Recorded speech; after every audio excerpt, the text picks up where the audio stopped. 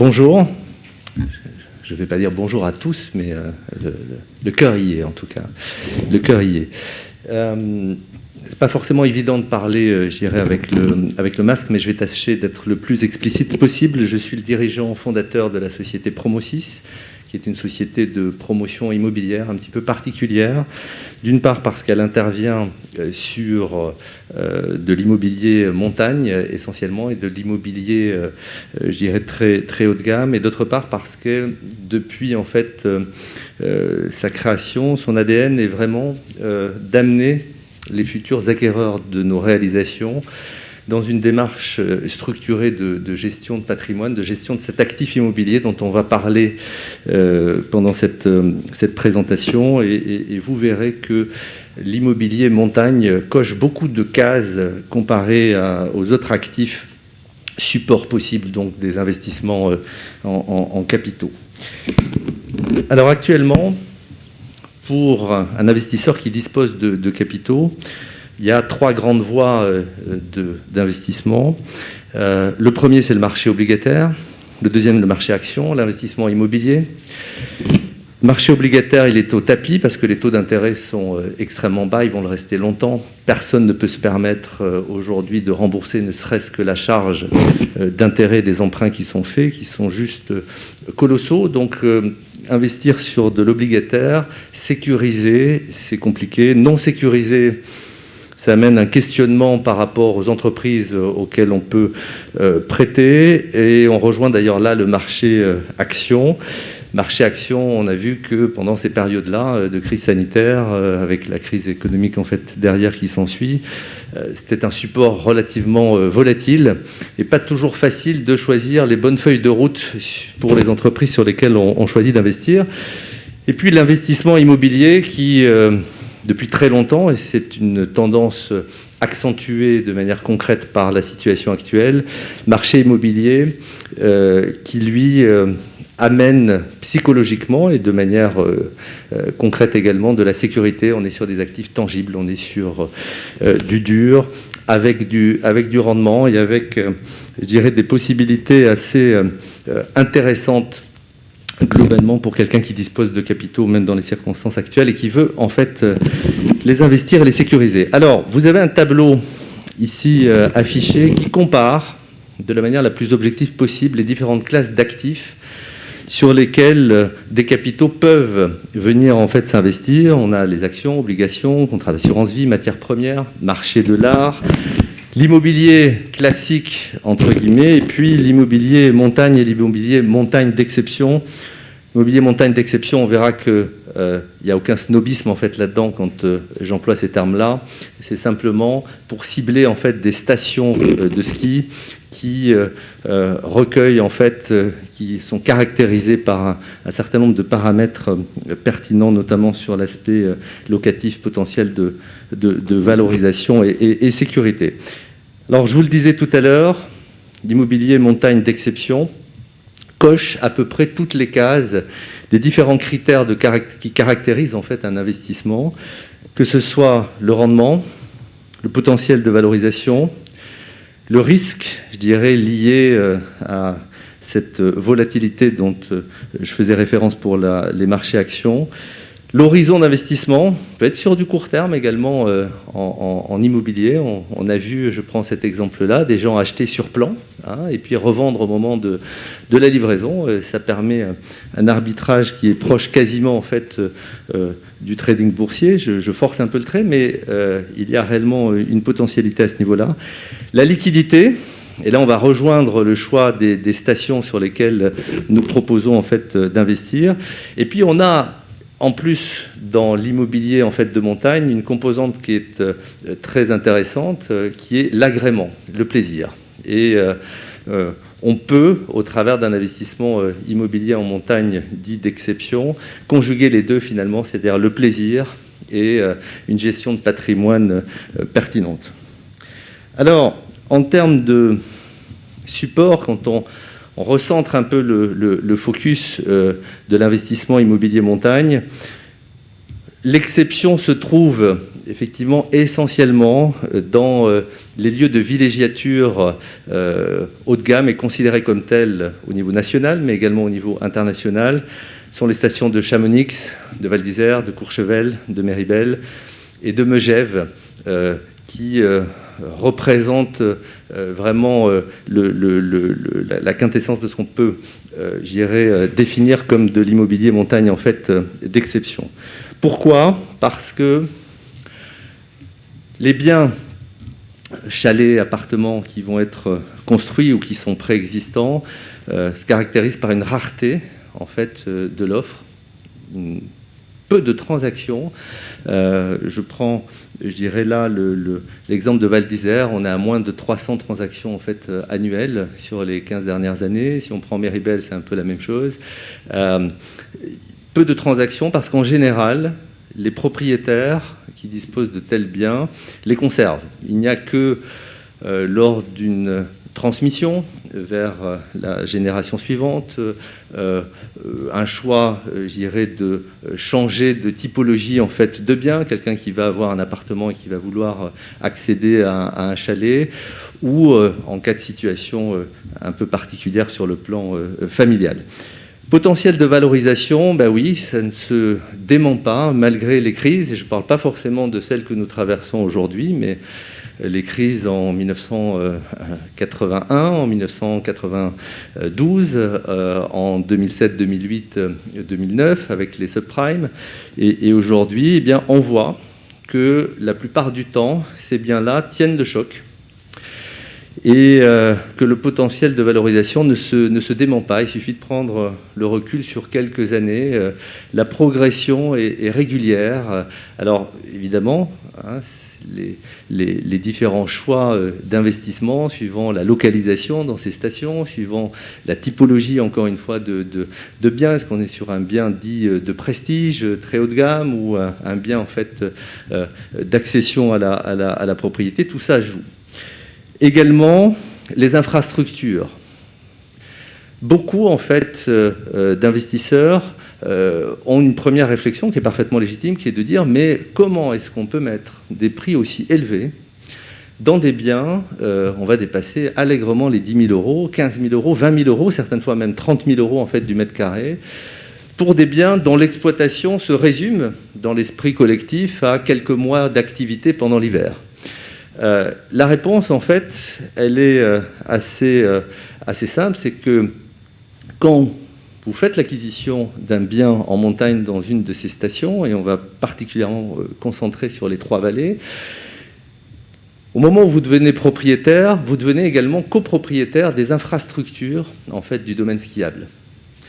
Et ces infrastructures du domaine skiable, ce sont des investissements sur plusieurs dizaines d'années absolument colossaux, qui font qu'aujourd'hui, si on prend celui des Trois-Vallées, c'est le plus grand domaine skiable au monde. C'est considéré par tous les skieurs de quelques pays que ce soit comme le plus beau en fait également.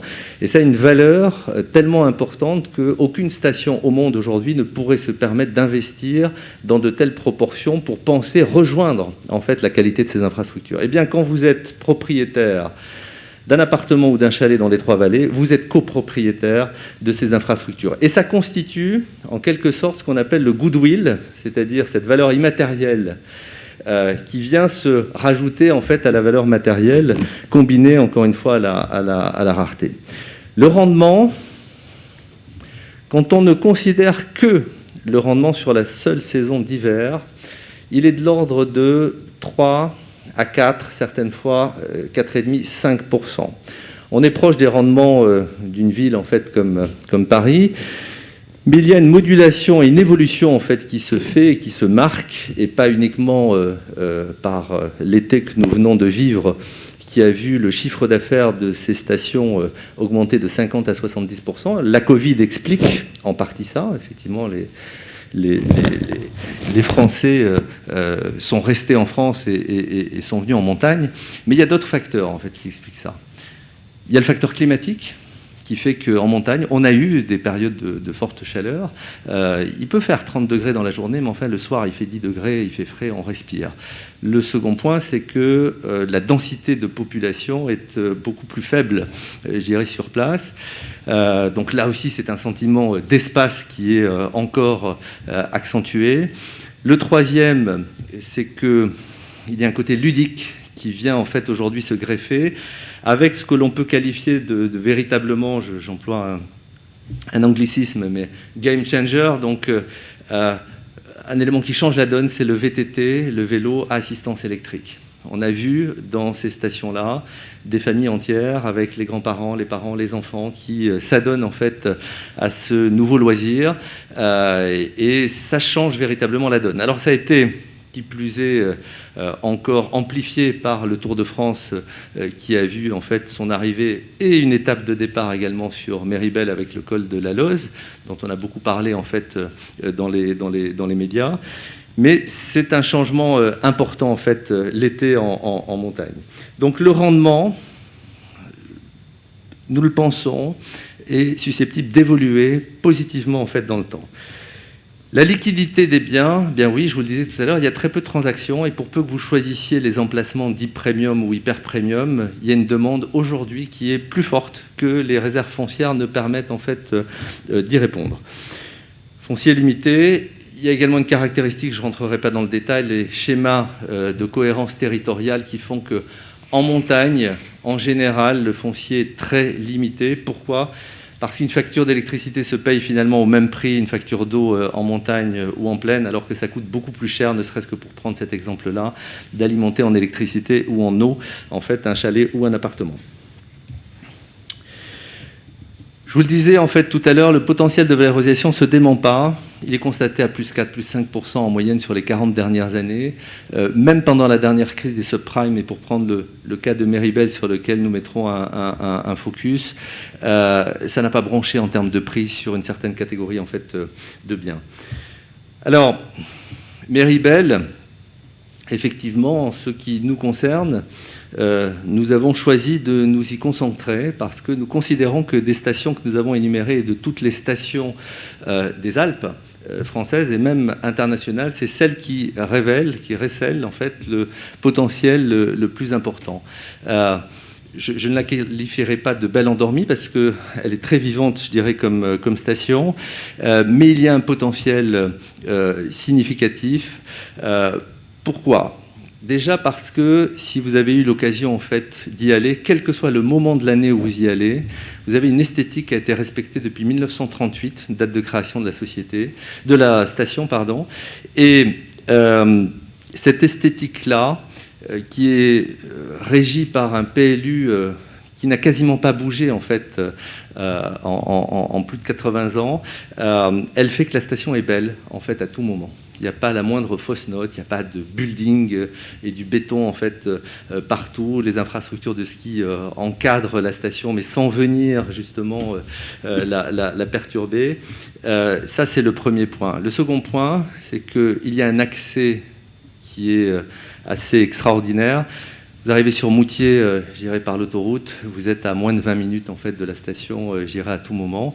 Et ça, c'est un accès très privilégié. L'altiport, c'est complété par les différents altiports autour, y compris en fait, l'altiport en fait, de Méribel. Et elle est, comme c'est écrit là sur le slide, au cœur du plus grand domaine skiable au monde. C'est la vallée en fait, du milieu, c'est la vallée la plus évasée. Ces expositions sud-ouest sont vraiment sensationnelles. Ça ouvre des panoramas vraiment exceptionnels. C'est une station où la plupart du temps, les gens, les clients qui viennent en fait y passer quelques jours, eh bien ils restent. C'est-à-dire que d'année en année, il y a une très grande fidélité parce qu'il y a une ambiance familiale, forte, intimiste. On peut se balader même quand on est quelqu'un de très connu, de très fortuné en fait sur Méribel. Il n'y a pas le côté un peu show-off en fait de Courchevel, de manière tout à fait incognito. C'est pour ça que Michael Schumacher notamment avait choisi la station de Méribel pour skier en toute tranquillité. 2 millions de nuitées touristiques par an, très important. La capacité de la station, c'est 35 000 lits. Le taux d'occupation est à plein, je dirais, lorsqu'on arrive à 30-31 000 lits. Et les possibilités en fait, d'extension de ces capacités-là sont quasi nulles en fait, aujourd'hui, parce que plus de réserves foncières et encore une fois un encadrement par la région et par les règles en fait, d'urbanisme qui fait qu'il y a très peu de possibilités en fait, d'évolution. Je vous le disais tout à l'heure, la montagne représente aujourd'hui une alternative sérieuse aux vacances balnéaires. Il y a quelques années, quand on pouvait dire dans son entourage « je vais passer 10 jours à la montagne pendant l'été », vous pouvez vous regarder avec des grands yeux. Aujourd'hui, c'est un vrai sujet. Il y a de ce point de vue-là une demande qui n'est pas que nationale, qui est vraiment à l'international. La montagne, l'été, c'est un potentiel, c'est un vrai relais de croissance en fait, sur la montagne l'hiver. Je vous disais tout à l'heure, le rendement locatif attendu dans une station comme Méribel, c'est entre 3, 3,5, 4,5%, suivant en fait, les programmes. C'est important, parce que le différentiel de taux entre le rendement locatif et les taux d'emprunt est très largement positif. Et comme je le mettais en avant tout à l'heure, les taux sont partis pour rester très bas pendant longtemps. Donc on arrive à des mécanismes très intéressants pour permettre justement l'accession à la propriété d'un bien comme un chalet ou un appartement dans une station comme Méribel. Je ne reviendrai pas sur l'accès et sur le côté écrin exceptionnel. La liquidité, c'est important parce que quand vous faites un investissement dans la pierre, il faut être quasi certain de pouvoir en sortir de manière simple. Et là, de ce point de vue-là, je répète cet élément qui est fondamental sur la station de Méribel, il y a plus de demandes en fait, que d'offres aujourd'hui. Les investisseurs qui aujourd'hui choisissent d'investir à nos côtés présentent une cible assez large en fait, de chefs d'entreprise qui souhaitent diversifier leur gestion de patrimoine tout en se faisant plaisir avec un appartement ou un chalet à la montagne. Mais il y a une dizaine d'années, quand vous interrogiez ce type de profil-là quant à investir en montagne, c'était juste le côté agrément qui était visé. Et ça faisait passer un petit peu pour un investissement uniquement ludique. Aujourd'hui, cet investissement a toute sa place dans une gestion de patrimoine diversifiée. Et donc, du coup, on trouve des profils très différents. Des professions libérales, des fonds communs de placement, qui est une clientèle et des investisseurs assez nouveaux.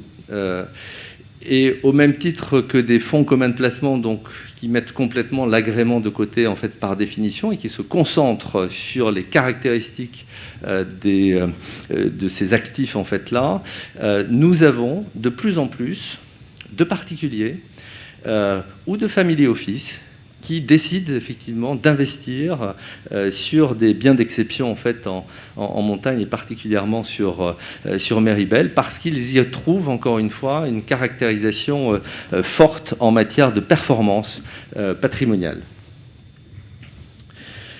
Alors, plusieurs motivations pour cela. Diversifier, je faisais référence.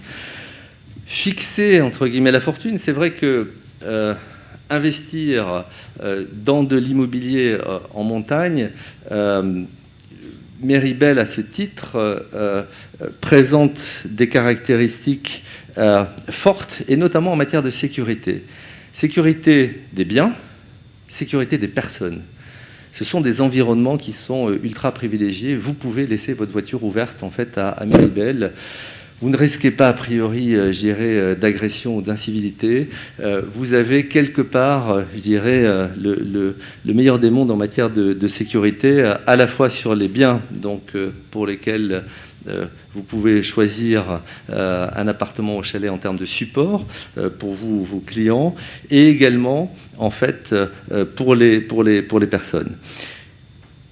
Nous avons mis en place un mécanisme que vous connaissez, mais que nous avons particulièrement structuré, qui consiste à faire qu'un investissement sur un chalet ou sur un appartement se fasse via une structure comme une SARL de famille, par exemple, qui va être créée, je dirais, le cas échéant pour l'occasion. Cette SARL de famille va faire l'acquisition du bien, va pouvoir signer un mandat para-hôtelier.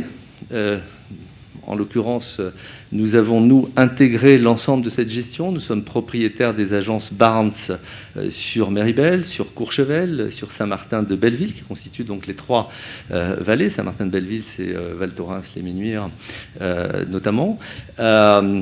Et cette SARL de famille, en signant ce mandat para-hôtelier, va pouvoir récupérer la TVA, donc faire une économie de 20% sur le prix d'acquisition, va pouvoir amortir en fait le bien, va pouvoir donc bénéficier du rendement qui, du fait de l'amortissement d'un rendement brut, va devenir un rendement en fait net, et on rentre dans un mécanisme de location meublé, professionnel ou non professionnel, qui est particulièrement performant pour la gestion d'un tel investissement. Plusieurs critères vont caractériser en fait cet investissement. Il y a aussi l'émotionnel auquel je faisais référence en fait tout à l'heure, ces vacances familiales.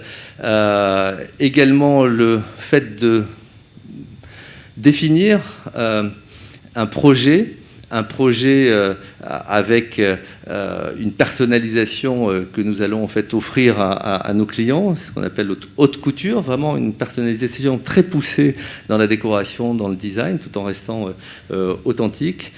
Et puis des services véritablement d'expérience, puisque nous couplons systématiquement nos réalisations avec les services para-hôteliers 5 étoiles, certaines fois avec un hôtel, je dirais, rattaché ou à proximité en fait immédiate, et d'autres fois avec des services délocalisés en fait de conciergerie et de gestion des services para-hôteliers.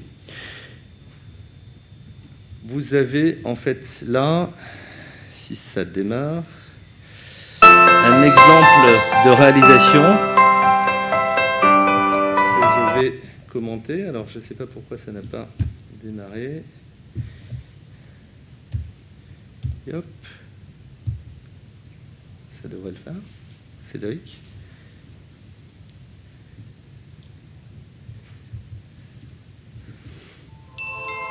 Voilà. Cette réalisation s'appelle les Grands Chalets des Pistes. Elle est située au rond-point des Pistes à Méribel, qui est considéré comme le cœur en fait de la station de Méribel. On est à 1700 mètres d'altitude, à peine 110 appartements et 4 chalets présents, dont les 2 chalets en fait que vous voyez là sur ce rond-point des Pistes. Accès immédiat, on est ski in, ski out. L'ESF est juste là, les meilleurs restaurants en fait également. Et voilà une réalisation type, haut de gamme, très grande luminosité, des grandes baies vitrées caractérisent cette construction. Des matériaux authentiques, c'est de la vraie pierre, c'est du vrai vieux bois, c'est des sections de panne, des complexes de toiture. Là on ne la voit pas, mais avec de la vraie pierre en fait sur le toit. Nous sommes là en fait sur des réalisations d'exception, mais qui mêlent encore une fois authenticité, ambiance montagne, montagne hiver, mais montagne également été, et des réalisations totalement personnalisables. Vous avez là un exemple d'ambiance, à la fois moderne et montagne, et nous amenons en fait nos acquéreurs à choisir en fait avec nous jusqu'aux petites cuillères dans les tiroirs de la cuisine, c'est-à-dire que nous livrons en fait des appartements, des chalets qui sont prêts à l'emploi, où les occupants vont pouvoir poser leurs valises et immédiatement en fait rejoindre les pistes. Donc là vous avez un exemple en fait de réalisation. Tout est dessiné sur mesure, que ce soit les tables, les chaises, les canapés, tout ce que vous voyez là en fait. Et d'ailleurs, nos acquéreurs sont accompagnés par une équipe d'architectes d'intérieur qui va les suivre jusqu'à la livraison en fait de leurs biens. Là, vous avez un exemple en fait de penthouse avec terrasse en fait sur les toits, et un double volume où en fait ces appartements-là sont des véritables chalets posés en fait sur le bâtiment. Très grande hauteur sous charpente puisqu'on monte à plus de 5 mètres. Et puis on le verra, je dirais, juste après. Nous intégrons des services. Parmi eux, en fait, là, il s'agit en fait d'un spa intégré dans la résidence avec salle de sport, salle de massage et un certain nombre d'agréments, sauna, hammam, etc. Donc voilà là en fait l'exemple d'une réalisation qui est en cours de construction, qui sera livrée en l'occurrence à la fin de l'année prochaine, pour Noël de l'année prochaine. Il y a son frère jumeau où l'ensemble des biens ont été vendus, c'était Village de Loré, qui lui est livré en fait à cette fin d'année. Et sur Village de Loré, sur les 25 appartements, là il y en a 25 en fait également. Sur Village de Loré, sur les 25 appartements, vous avez 22 investisseurs, on va dire, qui ont choisi vraiment de cibler leurs investissements sur une telle réalisation. Alors, effectivement, je ne sais pas parmi vous combien sont gestionnaires de patrimoine, mais ce à quoi nous prétendons, c'est que ce que nous réalisons, ce que nous construisons, ce que nous mettons en place en fait comme offre est tout à fait compatible avec une gestion de patrimoine diversifiée, et donc nous sommes à même de vous fournir, pour que vous puissiez prescrire en fait ces biens à vos clients, nous sommes à même d'amener un certain nombre de supports dans la présentation déjà des produits. Nous prétendons en fait parler le même langage.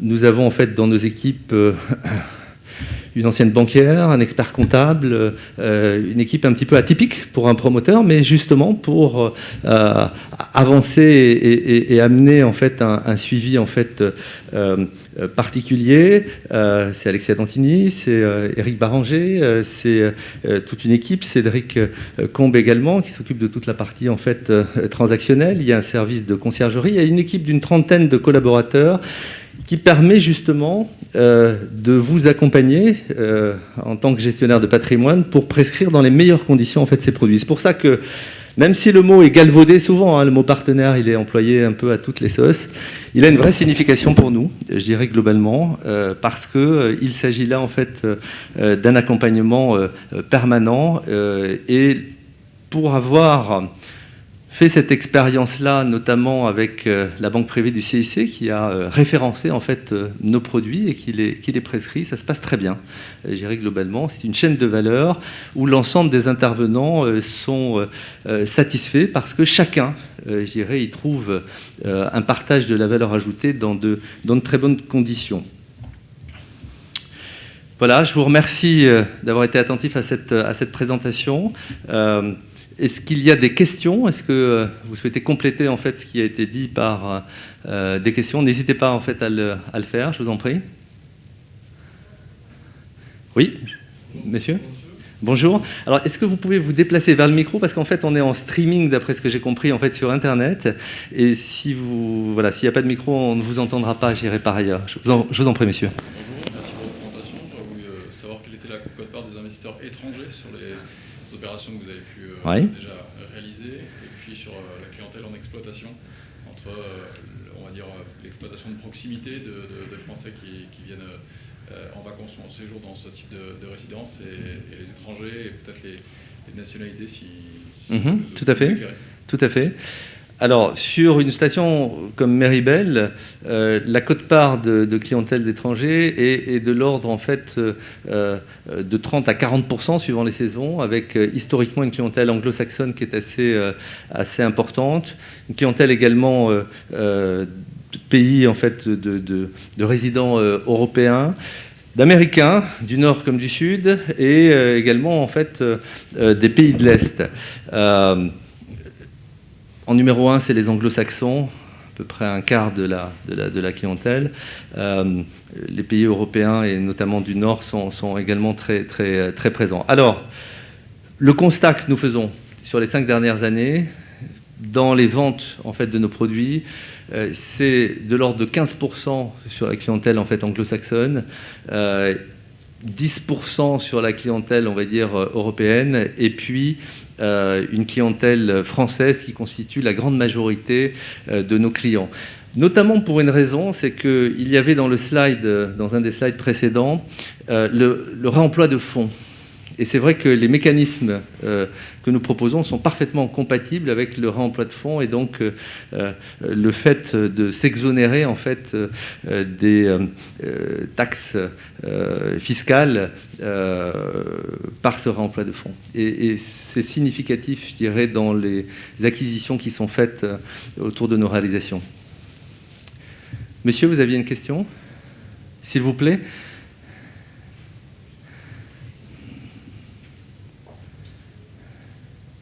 Vous avez parlé un peu des Big Five. Oui. Est-ce que vous identifiez d'autres stations françaises qui seraient susceptibles d'intégrer un jour, à court ou moyen terme, votre Big Five?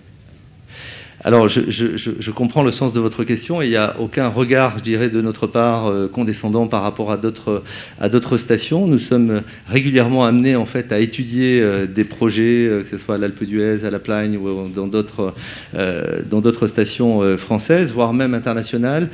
C'est vrai que jusqu'à présent, nous nous sommes concentrés effectivement sur ces stations-là et particulièrement sur Méribel pour faire en sorte que la performance économique, la performance en gestion de patrimoine soit la plus forte possible. Donc, il est possible, voire probable, que nous allions sur d'autres stations, mais dans des lieux, dans des emplacements vraiment qualifiés d'hyper-premium, parce que c'est important. Nous considérons aujourd'hui que le haut de gamme, le très haut de gamme, est davantage à l'abri de perturbations, je dirais, du marché immobilier en général, que, effectivement, je mets des guillemets dans ce que je dis, le tout venant. Voilà. Alors, on me demande d'arrêter, je dirais, la présentation. S'il y a une dernière question, je ne sais pas. Pas d'autres questions? Bon, bah écoutez, je vous remercie beaucoup pour votre attention et votre présence. Et je vous souhaite une agréable fin de semaine et un très bon salon patrimonial. Merci, messieurs, dames.